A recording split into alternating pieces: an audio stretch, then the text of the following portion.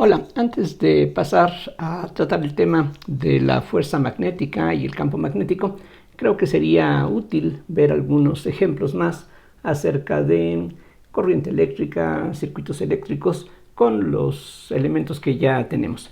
Al final de la lección anterior vimos el caso de un capacitor que se carga por medio de una batería. El dibujo que utilizamos en la lección pasada era una cosa como esta. Se tenía aquí una fuente de fuerza electromotriz, una pila, decíamos, y teníamos aquí un interruptor que hacía que la corriente pudiera pasar o no a través de una cierta resistencia que está conectada en serie con un capacitor. Entonces lo que hacíamos es que al tiempo t igual a 0 cerrábamos el circuito de tal forma que la corriente pudiera comenzar a circular a través del circuito y entonces fuimos capaces de calcular cuánto vale la carga que hay en el capacitor y la corriente que fluye en el circuito como función del tiempo. Ahora vamos a ver algo muy similar, de hecho las ecuaciones van a ser muy parecidas. Vamos a ver qué es lo que ocurre cuando tenemos ya un capacitor que tiene una cierta carga inicial. Entonces vamos aquí a suponer que tenemos una carga que al tiempo 0 tiene un cierto valor específico, conocido, Q. Y vamos a suponer que este capacitor ahora se conecta al resistor que teníamos anteriormente. Es el mismo dibujo básicamente, solamente que ahora lo dibujo de esta manera. Entonces aquí tenemos la misma resistencia que habíamos estado considerando antes y la pregunta es qué va a ocurrir con la carga del capacitor y con la corriente que circula a través de este circuito si a un tiempo t igual a 0, aquí precisamente este 0 que aparece aquí es el valor del tiempo, entonces ese es el valor inicial de la carga que hay en las armaduras de este capacitor y lo que queremos es suponer que aquí al tiempo 0 tenemos una carga conocida y en ese momento conectamos esta resistencia que va a hacer que el capacitor se descargue más bien. Entonces lo que tendríamos, vamos a imaginar aquí carga positiva de un lado, carga negativa en el otro, y si el circuito estuviera abierto, la carga, como ya sabemos, podría en principio permanecer allí indefinidamente, pero cuando conectamos este resistor, eso va a permitir el flujo de corriente. Entonces lo que vamos a tener es que la corriente fluye de esta manera. Recuerden que convencionalmente, es decir, la convención que adoptamos es que la corriente fluye de positivo hacia negativo, como si los portadores de carga fueran cargas positivas. Insisto, como si lo fueran. En la práctica, insisto, para el caso de conductores metálicos, los portadores de carga son electrones, pero aquí no nos preocupa tanto eso, sino más bien este es el sentido que le atribuimos a la corriente. Entonces aquí la ecuación básica que vamos a establecer también nos va a llevar a una ecuación diferencial y la idea es muy sencilla, lo que es prácticamente lo mismo que teníamos en el caso anterior con una ligera diferencia. En el caso del problema pasado, y aquí precisamente lo cito para que veamos cómo los dos están íntimamente relacionados. En el caso del problema que tratamos en la lección anterior, lo que habíamos dicho es que la fuerza electromotriz de esta batería, una vez que el circuito se cierra, o sea, piensen ustedes que ahora lo que hacemos es aquí forzar a que la corriente pueda pasar. Entonces una vez que aquí cerramos el circuito, entonces la fuerza electromotriz que hay en la batería va a ser igual a la suma de I por R, de acuerdo con la ley de Ohm, más la diferencia de potencial que hay entre las placas de este capacitor, que voy a llamarle V. Entonces aquí hay una cierta diferencia de potencial que estamos llamándole V, que se relaciona con la capacitancia, recuerden, a través de la definición misma de la capacitancia. La capacitancia, sabemos, es carga entre diferencia de potencial. Entonces, eso fue lo que hicimos, repito, en el ejemplo de la lección anterior. En este caso, es básicamente lo mismo, solamente que ahora no hay batería. Así es de que es como tener 0 igual a IR más la V, pero la V es Q sobre C. Recordando que la corriente que aquí esté fluyendo es a expensas de la carga que estaba almacenada. Esta corriente I que va a estar aquí fluyendo precisamente es la carga que aquí estaba almacenada y que ahora va a ir emigrando hacia la otra placa. Entonces esta corriente, en este caso, sí estamos justificados a escribirlo como una derivada, que sería la derivada de esta Q, que es una genuina función del tiempo. Entonces esto equivale a decir que Q sobre C más R por la I, pero la I es de Q en dt, esto tiene que ser igual a 0. Esta ecuación es una ecuación muy sencilla, es una ecuación lineal, pero también se puede tratar como una ecuación de variables separables. Ven ustedes que esto equivale a decir que dq en dt, para comenzar, sería igual a menos, aquí lo que tendríamos sería q sobre rc, y por lo tanto, tratando la derivada como si fuera un cociente de diferenciales, tenemos que dq sobre q es igual a menos dt sobre rc. Integramos y entonces lo que nos queda es que el logaritmo de q, aquí en principio tendría que poner barras de valor absoluto, pero aquí estamos pensando que esta carga va a ser siempre del mismo signo, así es que las barras no serían necesarias por las razones físicas que en este caso tenemos. Y esto va a ser igual a menos t sobre rc, considerando que la resistencia del resistor y la capacitancia del capacitor son constantes, más una constante de integración que, como de costumbre, se va a determinar a partir de las condiciones iniciales. Aquí la condición inicial que tenemos es que al tiempo cero, cuando comenzamos a conectar este resistor para que la corriente fluya, tenemos un valor inicial de la carga. Entonces lo que hacemos es fijarnos en lo que ocurre cuando t es igual a 0. En ese caso, del lado izquierdo vamos a tener el logaritmo de la Q mayúscula, que es la carga inicial.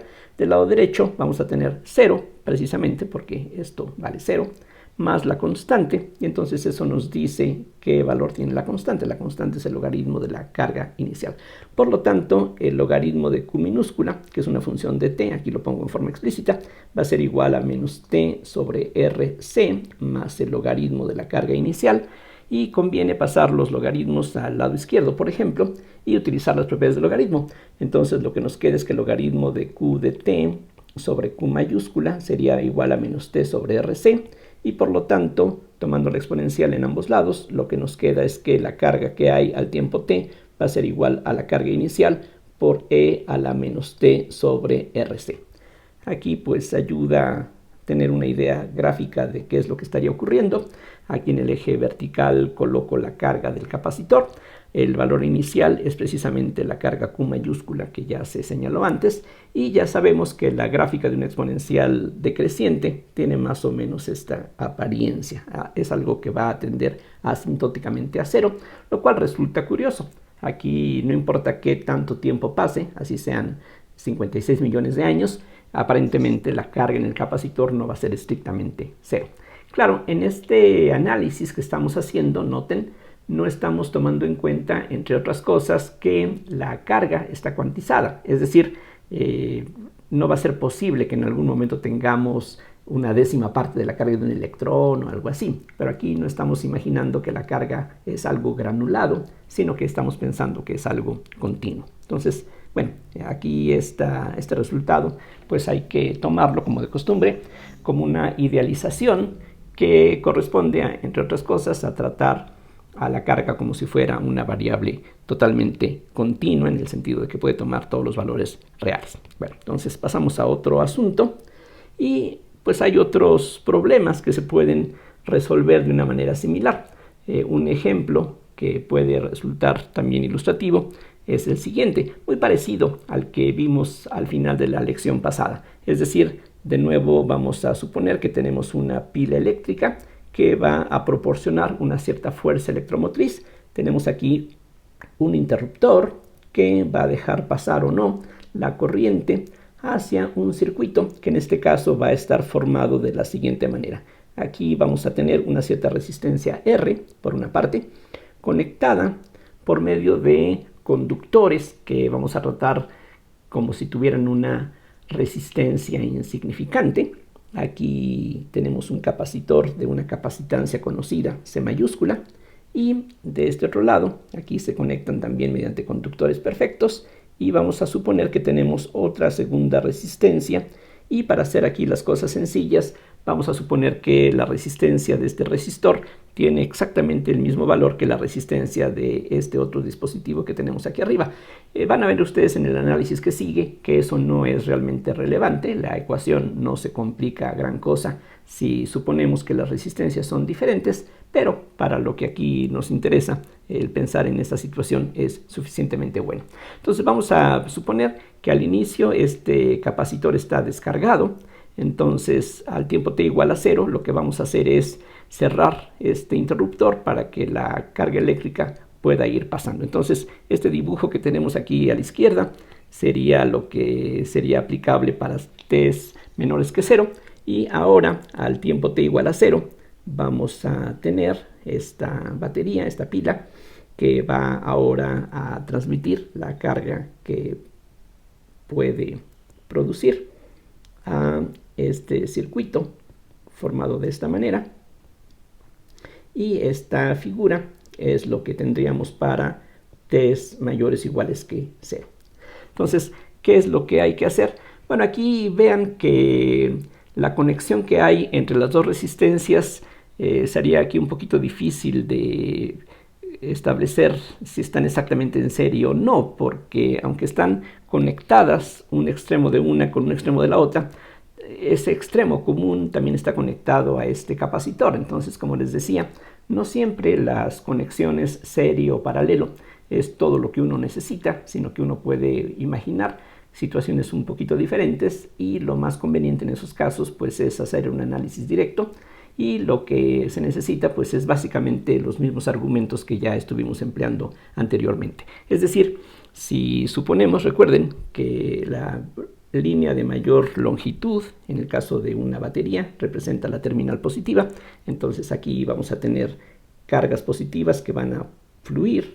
Aquí de nuevo, este es el sentido convencional de la corriente, y esa corriente cuando llegue a este punto va a dividirse en dos corrientes que podemos llamar I sub 1, si ustedes gustan, y una I sub 2. En fin, lo importante es que distingamos esas dos corrientes que no tienen por qué ser iguales, y la conservación de la carga eléctrica nos dice que la corriente que produce la batería tiene que ser igual a la suma de I sub 1 más I sub 2. Eso es lo que tendríamos por una parte. Por otro lado, lo que tiene que ocurrir es que la fuerza electromotriz que produce esta batería tiene que ser lo mismo a, como se dice, las caídas de potencial sumadas a través de estas dos resistencias. Es decir, olvidémonos por un momento de este capacitor. Entonces, si nos fijamos en esta malla que aquí tenemos a la izquierda, simplemente pensemos que la corriente aquí está circulando, y la diferencia de potencial que hay entre los extremos de la batería tiene que ser la misma diferencia de potencial que hay entre estos extremos de las resistencias, que otra vez sería la suma de las diferencias de potencial a través de esas resistencias.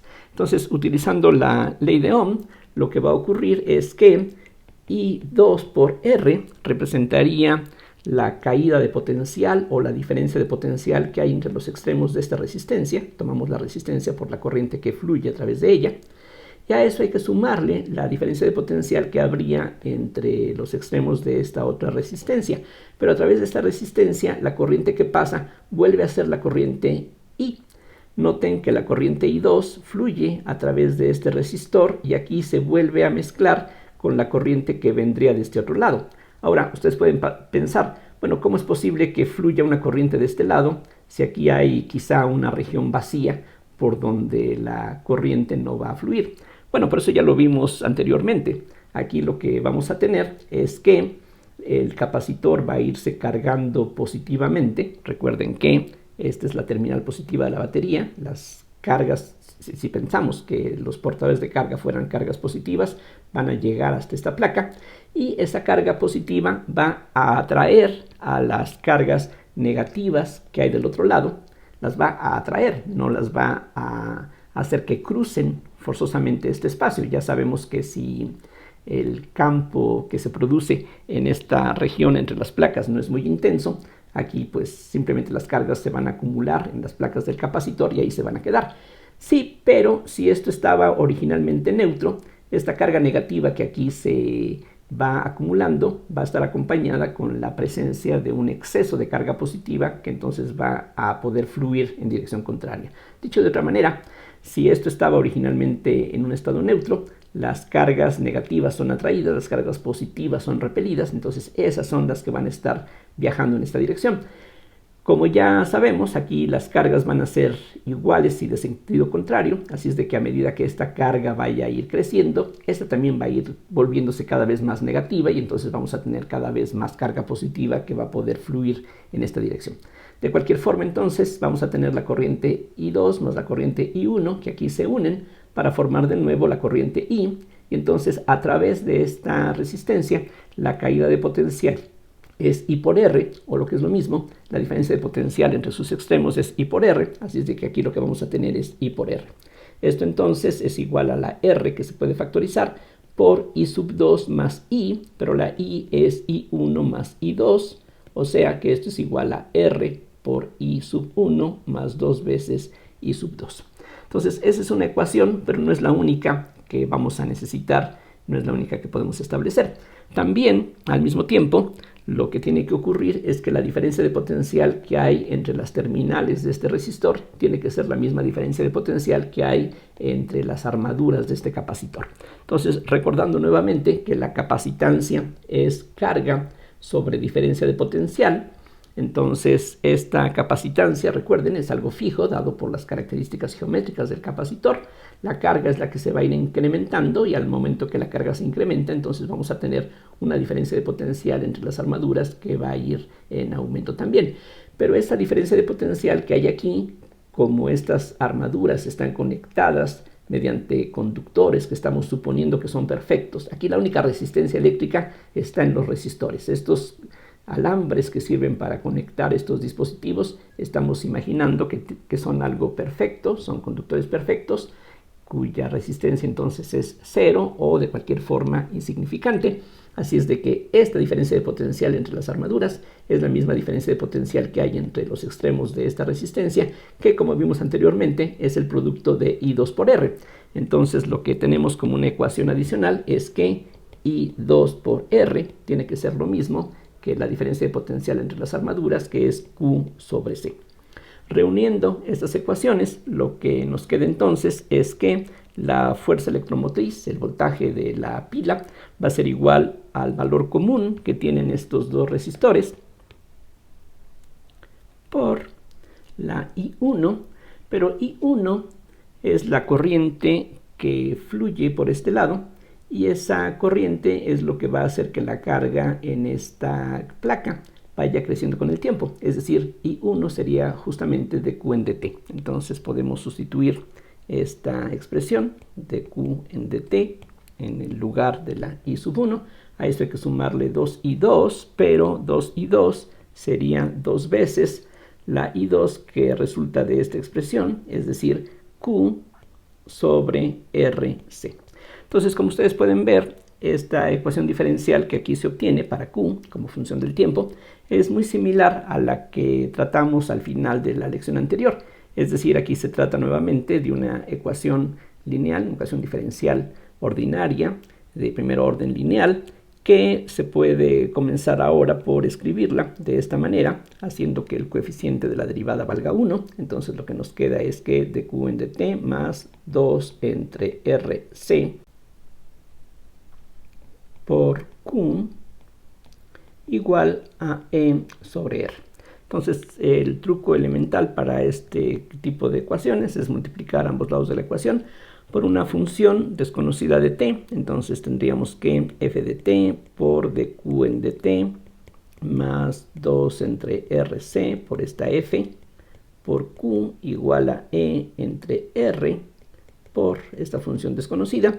Y esta función desconocida se escoge de tal manera que el lado izquierdo de la ecuación se pueda ver como la derivada del producto de esta función desconocida por la q. Entonces, para que las cosas coincidan, necesitamos que la derivada de la f con respecto a t, el tiempo, sea igual a 2 en f sobre rc, o sea que df sobre f sea igual a 2 dt sobre rc, Y una solución de esta ecuación que aquí tenemos es que el logaritmo de f sea 2t sobre rc, no es la única, pero esa funciona bien, o sea, que la f sea e a la 2t sobre rc. Sustituyendo esta expresión para la f en este lugar y en este otro, lo que obtenemos es que la derivada con respecto a t de q por e a la 2t sobre rc tiene que ser igual a e sobre r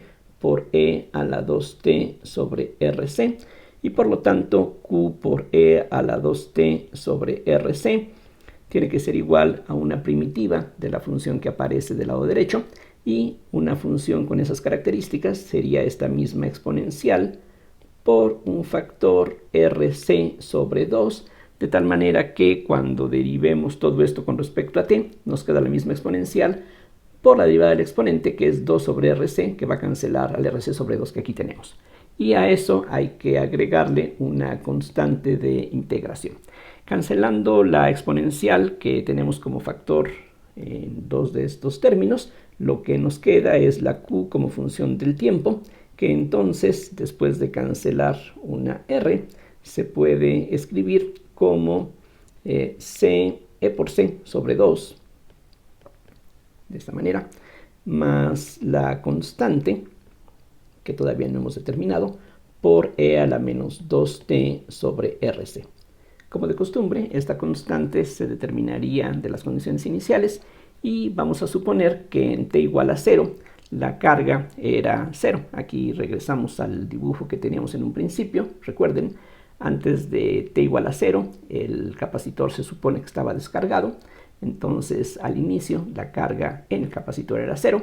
Entonces, utilizando esa condición, lo que tenemos es que 0 es igual a q de 0. Y por lo tanto nos queda la capacitancia por la fuerza electromotriz de la batería sobre 2, más esta constante por la exponencial de 0, que es 1. Y por lo tanto la constante que aquí necesitamos es menos c por e sobre 2. Y entonces, sustituyendo este valor de la constante en la expresión que teníamos dos renglones más arriba, lo que nos queda es c por e sobre 2, que multiplica un 1, que toma en cuenta este primer término, y aquí, sustituyendo el valor de esa constante, lo que nos queda es menos e a la menos 2t sobre rc.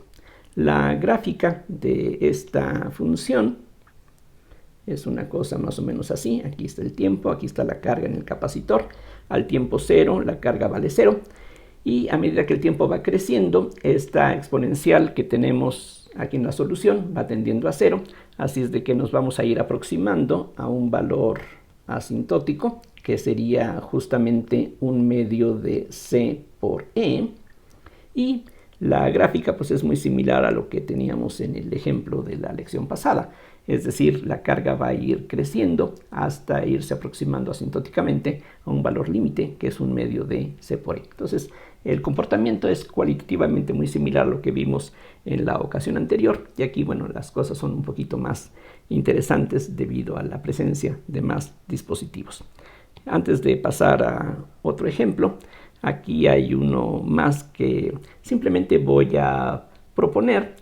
Este ejemplo que voy a citar enseguida no involucra capacitores, pero se parece a lo que vimos de forma elemental en la lección anterior. Se trata de esto. Tenemos una resistencia R1 que está conectada con una resistencia R2. Y este patrón se repite. De nuevo tenemos la resistencia R1 que está conectada con una resistencia R2 de esta manera. Otra vez la resistencia R1 que está conectada con una resistencia R2. Y se supone que esto va a continuar hasta el infinito. La pregunta es muy sencilla. ¿Cuál es la resistencia equivalente de este circuito que se mediría entre los extremos que aquí aparecen a la izquierda de este circuito? ¿Cuál es la resistencia? O sea, si aquí conectamos una batería, ¿cuál es la resistencia que tendríamos efectivamente en este caso? La solución es algo muy sencillo. Aquí se reduce básicamente a utilizar las fórmulas que ya vimos en la lección anterior para la conexión en serie y en paralelo. Y bueno, se puede aquí señalar cuál es la respuesta para que, bueno, ustedes lo intenten y comparen. Aquí la resistencia equivalente de este circuito es igual a R1 por 1/2 de 1 más la raíz cuadrada de 1 más 4 R2 entre R1. Para este problema es muy importante que sea la misma celda la que se está repitiendo una y otra vez. R1, R2, R1, R2, R1, R2. No es necesario suponer alguna relación particular entre R1 y R2. Lo único que aquí ayuda es que estas mismas resistencias se van repitiendo una y otra vez hasta el infinito. Entonces aquí simplemente dejo esto como una sugerencia para que ustedes lo intenten, y aquí está pues el resultado para que comparen, decía, con lo que ustedes vayan obteniendo. Vamos a ver ahora un ejercicio en donde solamente intervienen resistencias y bueno, espero que pues más que muy interesante, por lo menos sí sirva de ilustración para la clase de problemas que frecuentemente uno encuentra en este contexto. Entonces, el problema que vamos a ver se refiere a lo siguiente. Vamos a suponer que tenemos aquí una terminal donde se puede conectar una batería y aquí tenemos conductores que se bifurcan y de este lado tenemos una resistencia, por ejemplo, vamos a llamarle R1, y aquí tenemos de nuevo un conductor. Por un lado, aquí esto, digamos, se conecta a otra resistencia R2. De este otro lado tendríamos una resistencia, podemos llamarla R3. Y de este otro lado, una resistencia R4. Estas R2 y R4 se reúnen ahora en este otro punto. Y lo que queremos es conocer, por ejemplo, cuál es la corriente que fluye a través del conductor que se encuentra aquí juntando estos dos vértices. Si le llamamos P y Q a estos puntos de unión, lo que yo quiero saber es qué tanta es la corriente que va de un punto a otro. Y bueno, todo eso se supone que lo debemos de establecer en función de las resistencias. Aquí R1, R2, R3, R4 se supone que son valores conocidos, no necesariamente hay coincidencias, pueden ser 4 resistencias diferentes. Y vamos a suponer que todo esto se conecta a una cierta batería que nos va a proporcionar una cierta fuerza electromotriz E, y esto se va a conectar a las terminales de este dispositivo. Entonces lo que yo quiero calcular es esta corriente. De una vez voy a llamarle I5 a la corriente que va a fluir a través de este conductor, la cual puede ser cero en algunas condiciones, como vamos a ver más adelante. Entonces lo que vamos a tener es nuevamente que de la terminal positiva de la pila o batería va a haber una cierta corriente que va a estar fluyendo hacia este dispositivo, y vamos a tener la misma intensidad saliendo por el otro extremo. En los puntos donde se efectúan estas bifurcaciones, la corriente entonces se va a partir y vamos a tener corrientes que voy a llamar, aquí lo pongo con otro color para que se distingan, I1 sería la corriente que fluye en esta dirección. Voy a llamar I2 la corriente que viene en ese sentido. I3 sería esta corriente e I4 la que fluye a través de la resistencia R4. Entonces, repito aquí, la pregunta que se trata de responder es cuál es la intensidad de la corriente que fluye por el conductor que une los puntos P y Q. Y se supone que eso lo queremos establecer en función de la fuerza electromotriz de la pila, esta E, y de las 4 resistencias que se supone que serían datos del problema. Entonces lo que vamos a necesitar es una serie de ecuaciones algebraicas, lineales todas ellas, muy sencillas, y el problema a veces puede ser un poquito laborioso a pesar de que es en esencia muy sencillo. Entonces, ¿cuáles son las ecuaciones básicas que tendríamos aquí? Bueno, como ya vimos en otros ejemplos, lo que va a ocurrir, por ejemplo, con la corriente que llega hasta este punto, esa corriente se va a dividir en la corriente I1 más la corriente I3. Aquí tenemos lo que en este contexto se llama un nodo, y en este nodo la corriente que entra tiene que ser igual a la corriente que sale. Entonces, la I tiene que ser igual a I1 más I3. De forma similar, en el otro extremo, la misma corriente I que entra es la que tiene que salir, es la misma intensidad, y eso tiene que ser igual a la suma de I2 más I4. Entonces tenemos otra ecuación que nos dice que la misma I es I sub 2 más I sub 4. Por otro lado, si nos fijamos en la malla que tenemos del lado izquierdo, aquí, como este conductor otra vez se supone que es un conductor perfecto, entonces no hay diferencia de potencial entre P y Q, y lo que tiene que ocurrir es que la caída de potencial que hay a través de la resistencia R1 tiene que ser lo mismo que la caída de potencial que hay a través de la resistencia R3. Eso quiere decir que el producto I1 por R1 tiene que ser igual al producto I3 por R3, y de manera similar el producto I2 por R2 tiene que coincidir con el producto I4 por R4. Entonces ya tenemos ahí una buena cantidad de expresiones.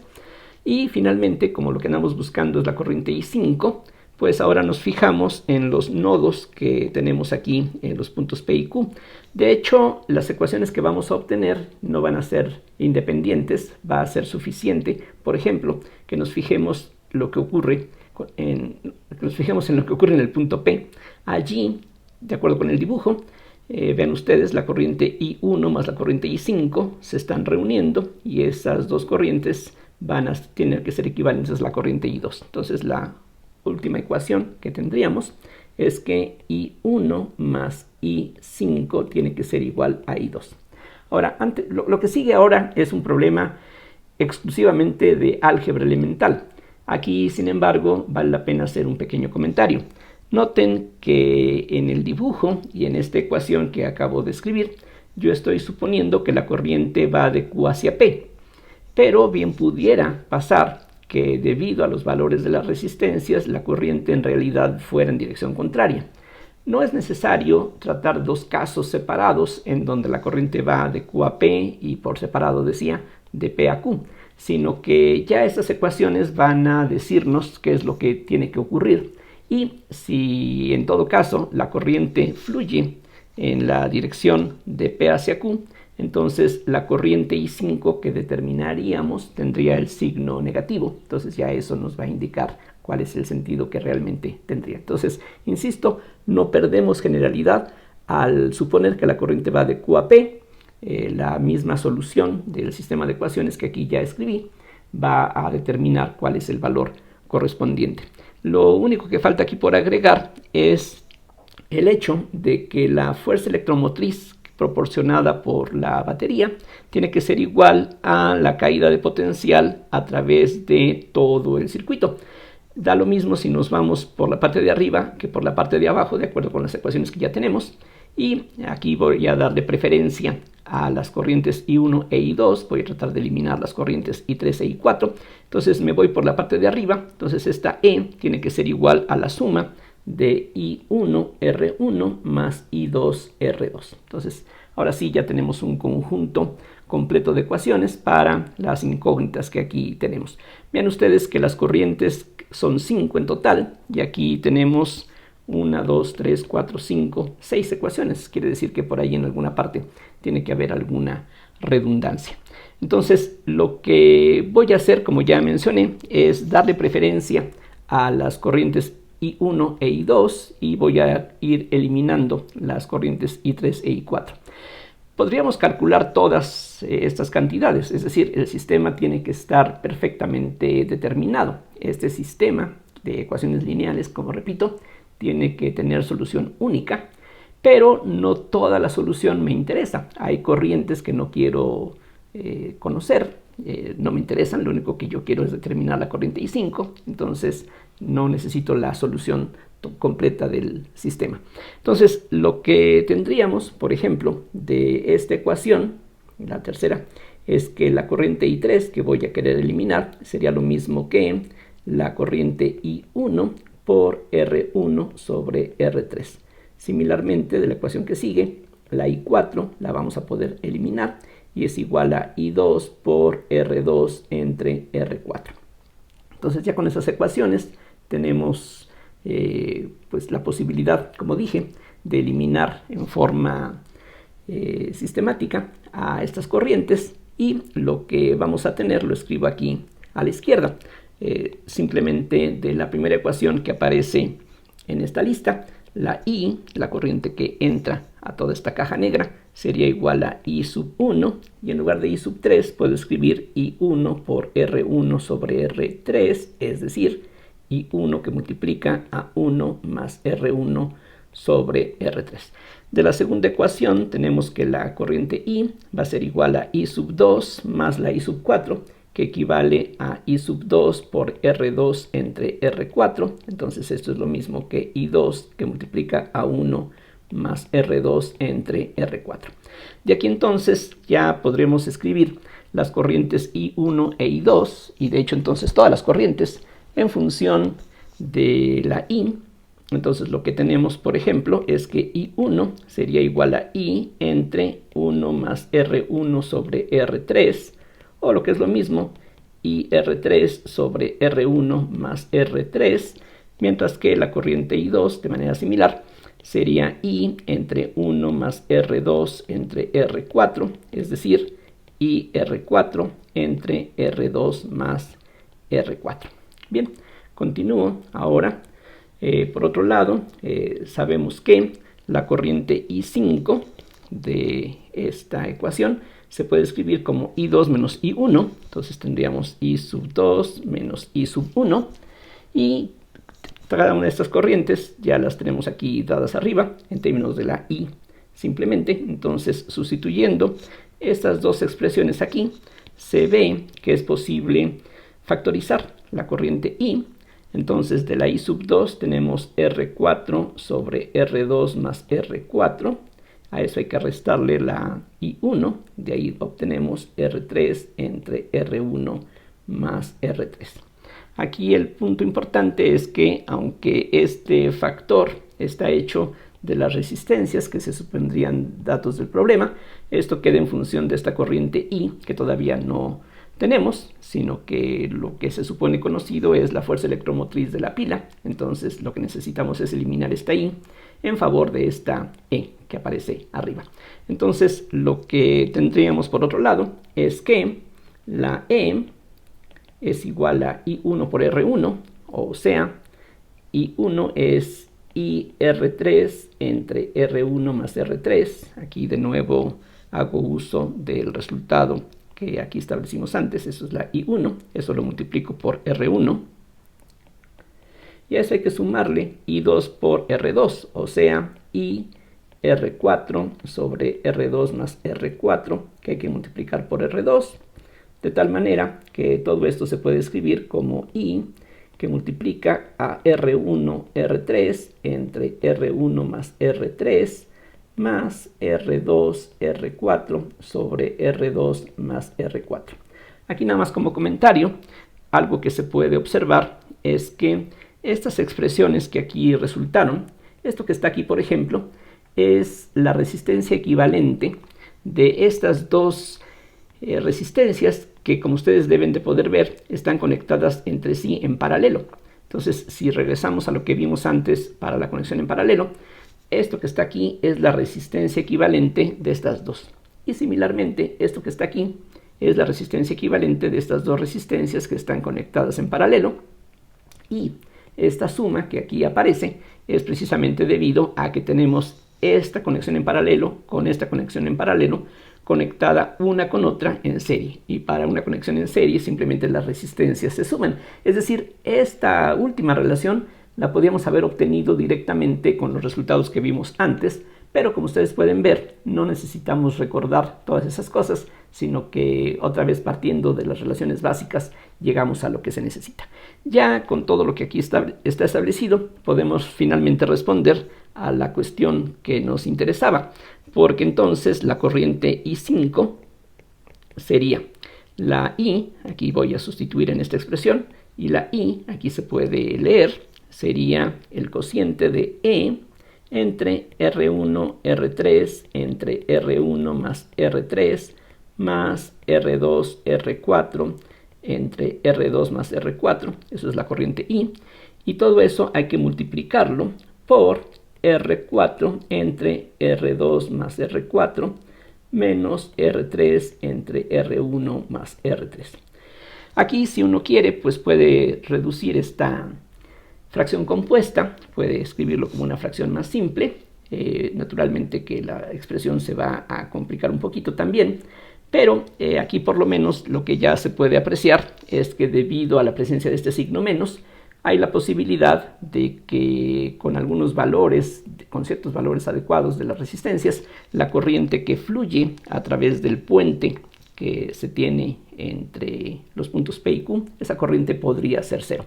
También, como dije antes, puede ocurrir que esta diferencia sea positiva o negativa, y si es negativa, simplemente lo que eso quiere decir es que la corriente va en el sentido contrario al que yo había dibujado originalmente. Entonces, bueno, espero que estos ejemplos que aquí he presentado sean suficientemente claros e ilustrativos. No creo que valga la pena hacer otros 20 ejercicios de lo mismo. Yo espero que con lo que aquí ya hemos visto se entienda cuál es la idea.